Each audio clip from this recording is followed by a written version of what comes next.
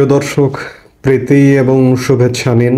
সাজ্জাদ কাদির এই মুহূর্তে আপনাদের সামনে কথা বলতে এসেছি ৭১-এর স্বাধীনতায় ইন্দিরা গান্ধীর ধারাবাহিকতায় ২৫-এর উদ্ধারে নরেন্দ্র মোদী অনন্য ভূমিকা রাখবেন বলে আশা করছি। আপনাদেরকে আর বলে বোঝানোর অবশিষ্ট কিছু নেই বা বিশেষ কোনো ব্যাখ্যা দিয়ে বোঝাতে হবে না যে বাংলাদেশ এক প্রকার ৭১-এর স্বাধীনতার যে বাংলাদেশ, সেই বাংলাদেশটি ইতোমধ্যে দখল হয়ে গেছে। আমি বারবার আমার কথায়, আমার বক্তব্যে বলবার চেষ্টা করছি, আপনারা যারা বাংলাদেশে বসবাস করছেন, বাংলাদেশের মানুষ কিংবা বাংলাদেশের মানুষ যারা প্রবাসেও বসবাস করছেন, তারাও উপলব্ধি করছেন বাংলাদেশ দখলদার, ৭১-এর পরাজিত শক্তি, ৭১-এর হায়না দ্বারা ইতিমধ্যেই দখল হয়ে গেছে। এই দখলদারিত্ব কি শুধুমাত্র বাংলাদেশের জন্য হুমকি? বাংলাদেশ তো দখলই হয়ে গেল, কিন্তু সেই দখলের বাংলাদেশ আমাদের সবচেয়ে নিকট প্রতিবেশী দেশের জন্য ভয়ঙ্কর পরিণতি ডেকে আনতে পারে।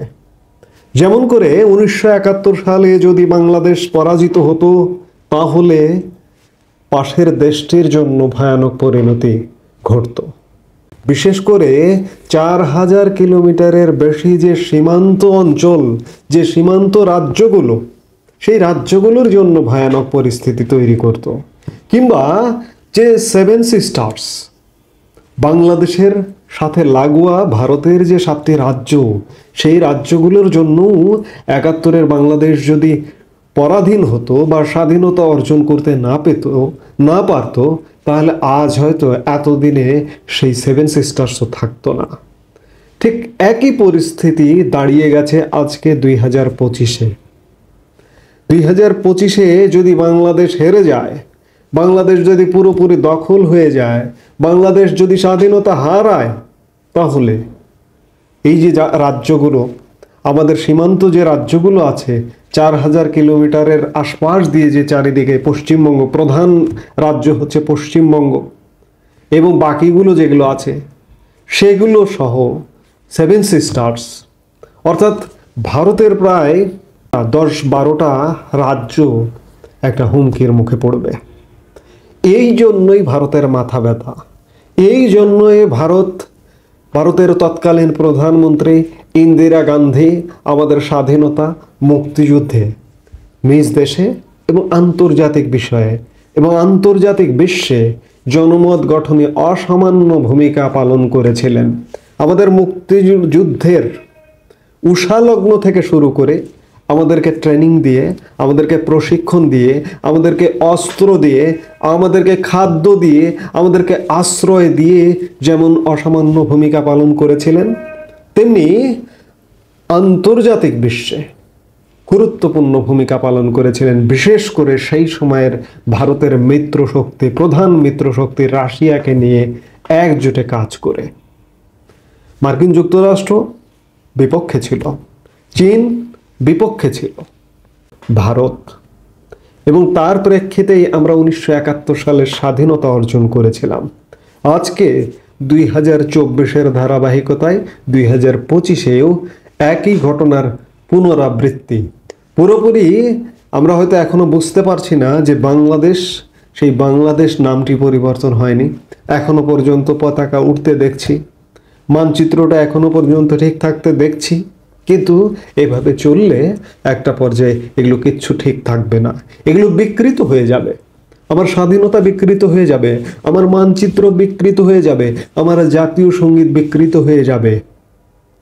এই সব কিছু থেকে উদ্ধারে প্রধান ভূমিকায় অবতীর্ণ দেশের কোনো রাজনৈতিক দলের চাইতেও বেশি গুরুত্বপূর্ণ দায়িত্ব বলেই মনে করছে আমাদের সবচেয়ে নিকট প্রতিবেশী, আমাদেরকে বিভিন্নভাবে যারা সহযোগিতা করে এসছে তারা। ইতিমধ্যেই কার্যক্রম শুরু হয়ে গেছে। আপনারা হয়তো অনেকেই ভাবছেন যে কি হচ্ছে, কি হবে। আসলে কার্যক্রম শুরু হয়ে গেছে। ভারতের প্রধানমন্ত্রী নরেন্দ্র মোদী তার নিজ দেশের নানান স্বার্থ সংশ্লিষ্ট বিষয় আছে, একই সাথে তার চেয়ে এই মুহূর্তে তার যে বিদেশ সফরের সবচেয়ে গুরুত্বপূর্ণ ইস্যু আমি বলি 50-50, তার দেশের স্বার্থ, 50 বাংলাদেশ স্বার্থ নিয়ে তিনি বাংলাদেশকে নিয়ে ফেরি করে বেড়াতে বের হয়ে গেছেন। ইতিমধ্যেই সোমবার দুপুরে তিনি নয়াদিল্লি ত্যাগ করে প্যারিসের উদ্দেশ্যে চলে গেছেন। আমরা যেই মুহূর্তে কথা বলছি, প্যারিসে সেই মুহূর্তে একটি আর্টিফিশিয়াল ইন্টেলিজেন্স এআই সম্মেলন চলছে। আমি যে মুহূর্তে কথা বলছি সেই মুহূর্তে নরেন্দ্র মোদী প্যারিসের কোনো না কোনো সেশনে অংশগ্রহণ করছেন বা আছেন, যেখানে বিশ্বের প্রায় শতাধিক রাষ্ট্রের সরকার ও রাষ্ট্রপ্রধানরা আমন্ত্রিত হয়ে এসছেন ফ্রান্সের আয়োজনের এই ইভেন্টটিতে।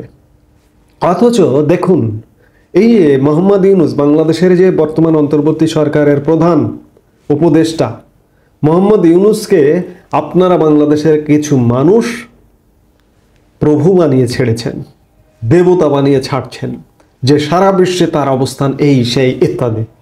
মোহাম্মদ ইউনূস তো সর্বশেষ ফ্রান্স প্রবাসী, প্যারিস প্রবাসী, তিনি তো ফ্রান্সেই থাকেন।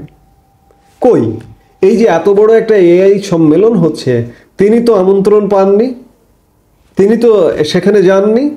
এই ঘটনা থেকে বুঝুন যে মোহাম্মদ ইউনূসের বিশ্বে অবস্থানটি কেমন। এরকম অসংখ্য ঘটনা ঘটেছে ইতিমধ্যেই। মোহাম্মদ ইউনূসের অবস্থান পৃথিবীতে যে নেই, জিরো। এবং এই যে বাংলাদেশের এক ডিক্টেটরশিপের দায়িত্ব নিয়ে তার অবস্থান, নোবেল পুরস্কার বিজয়ী হিসেবে যে অবস্থানটি ছিল, সেটিও নেই হয়ে যেতে বসেছে, ইতিমধ্যে নেই হয়ে গেছে। ইতিমধ্যে তার ইমেজ মারাত্মক সংকটে, যার ফলস্বরূপ তিনি এআই সম্মেলনেও তো আহ্বান পাননি। সেখানে মার্কিন ভাইস প্রেসিডেন্ট এসছেন, ভারতের প্রধানমন্ত্রী নরেন্দ্র মোদী গেছেন, চীনের প্রধানমন্ত্রী ইত্যাদি বিভিন্ন দেশ থেকে রাষ্ট্র এবং সরকার প্রধান, প্রায় 100টি দেশের রাষ্ট্রপ্রধান, শীর্ষ সরকারি কর্মকর্তারা সেখানে উপস্থিত হয়েছেন। নরেন্দ্র মোদী উপস্থিত হয়েছেন। নরেন্দ্র মোদীর বাংলাদেশ নিয়ে এই প্যারিসে কি কাজ? বাংলাদেশ নিয়ে প্যারিসেও কাজ আছে, প্যারিসেরও ফ্রান্সেরও সমর্থনের প্রয়োজন আছে। ইউরোপের একটি শীর্ষ সমৃদ্ধ দেশ ফ্রান্স, তাদেরও সমর্থন প্রয়োজন আছে বাংলাদেশ প্রশ্নে। এবং প্রত্যেকটি বৈঠকে নরেন্দ্র মোদী যে সফর করছেন, তার চূড়ান্ত গন্তব্য ডোনাল্ড ট্রাম্প। এই যে প্যারিসে মার্কিন প্রেসিডেন্ট জেডি ভান্স এসছেন, সেখানে কিন্তু জেডি ভান্সের সঙ্গে সাক্ষাৎ হবে, দেখা হবে। জেডি ভান্স ভারতের জামাতা, সেখানে জেডি ভান্সের সাথে সাক্ষাৎ হবে, দেখা হবে। কিন্তু তারপরেও নরেন্দ্র মোদী উড়াল দিয়ে ট্রাম্পের সঙ্গে বৈঠক করতে যাচ্ছেন। নরেন্দ্র মোদী আগামীকাল বুধবার ওয়াশিংটন ডিসির উদ্দেশ্যে রওনা দিচ্ছেন। ফ্রান্সে প্রত্যেকটা বৈঠকে নরেন্দ্র মোদী এই যে এখানে গিয়েও যে সাইডলাইনে বৈঠক করবেন, ফ্রান্সে গিয়ে যে সাইডলাইনে বৈঠকগুলোও করবেন, সেখানেও কিন্তু ভারতের স্বার্থ সংশ্লিষ্ট বিষয়ে তো অবশ্যই সর্বাধিক গুরুত্ব, যেহেতু তার নিজের দেশ। একই সাথে প্রত্যেকটি বৈঠকে বাংলাদেশ ইস্যু গুরুত্ব পাবে। সেই সাথে চূড়ান্ত সফরের গন্তব্য হচ্ছে Donald Trump, Washington DC, white house. এবং হোয়াইট হাউসের পূর্ণ সমর্থন চান নরেন্দ্র মোদী, যে বাংলাদেশ বিষয়ে, বাংলাদেশ ইস্যুতে কাজ করতে হবে একসঙ্গে, এবং বাংলাদেশ ইস্যুতে কিভাবে কাজ করা যায় সেই কর্মপরিকল্পনা। আজকের পৃথিবীতে আমি বারবারই বলি যে যুদ্ধটা একটু পিছিয়ে থাকে, যুদ্ধ নয়। আজকের পৃথিবীতে কূটনীতি, আজকের পৃথিবীতে কূটনীতি দিয়ে একটি দেশের চেহারা পাল্টে দেওয়া যায়। সেই কূটনৈতিক পরিকল্পনার উদ্দেশ্যে নরেন্দ্র মোদী মার্কিন যুক্তরাষ্ট্রের পথে রয়েছেন।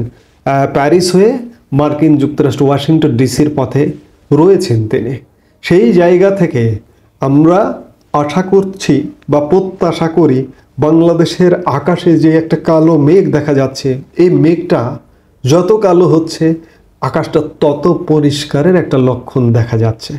আমি বলবো এই মুহূর্তে বাংলাদেশের ফেরিওয়ালা নরেন্দ্র মোদী। 1971 সালে ইন্দিরা গান্ধী বাংলাদেশকে নিয়ে সারা পৃথিবী ব্যাপী চষে বেরিয়েছেন। আজকে দায়িত্ব এসে পড়েছে নরেন্দ্র মোদীর কাঁধে, এবং আমরা বিশ্বাস করি নরেন্দ্র মোদী সেই দায়িত্ব অত্যন্ত সুচারুভাবে পালন করবেন। সেই লক্ষণ কিন্তু চারিদিকে স্পষ্ট। কারণ নরেন্দ্র মোদীর দেশ ভারত, এই যে এই সরকারের অস্বাভাবিক আচরণ, ইউনূস সরকারের প্রতিটি পদক্ষেপে অস্বাভাবিক আচরণকে কোনোভাবেই গ্রহণ করছে না, এবং গ্রহণ করছে না বলেই ভারতই এই পরিস্থিতি থেকে উত্তরণ ঘটাবেন। এবং যেটি প্রত্যাশা করা যাচ্ছে, নানা ঘটনায় এটি প্রমাণ হয়ে গেছে যে মোহাম্মদ ইউনূসের সরকার নিরপেক্ষ নয়। বাংলাদেশের স্বাধীনতা মুক্তিযুদ্ধের প্রশ্নে নিরপেক্ষ নয়, মুক্তিযুদ্ধের বিপক্ষে অবস্থান, উল্টো পথে চলা একটি সরকার। সেই সরকারকে সোজা পথে আনবার যত রকমের কূটনৈতিক তৎপরতা আছে, নরেন্দ্র মোদী এবং ভারত সেটি চালাবে। সে ব্যাপারে আমরা নানা আলামত ইতিমধ্যেই দেখতে পাচ্ছি। কাজেই আমরা সেই চূড়ান্ত ফলাফল খুব শীঘ্রই দেখব। আগামী কিছুদিনের মধ্যে এটি আস্তে আস্তে পরিষ্কার হয়ে যাবে বলে আমরা প্রত্যাশা করি। আমরা আশা করব ইন্দিরা গান্ধী 1971 সালে আমাদের জন্য কিংবা ভারতের স্বার্থে যে দায়িত্ব পালন করেছেন, আজকে 2025-এর নেতা, আমাদের এই অঞ্চলের দক্ষিণ পূর্ব এশিয়ার গ্রেট লিডার নরেন্দ্র মোদী সেই ভূমিকায় অবতীর্ণ হয়েছেন এবং তিনি সফলকাম হবেন বলে আমরা প্রত্যাশা করি, সারা পৃথিবী প্রত্যাশা করছে। এই মুহূর্তে এ পর্যন্তই। সবাই ভালো থাকুন, সুস্থ থাকুন। আমাদের ভিডিওগুলো নিয়মিত পেতে সাবস্ক্রাইব করুন Sajjad Kadir and the legends YouTube channel এবং লাইক, কমেন্ট, শেয়ার করে সাথে থাকুন।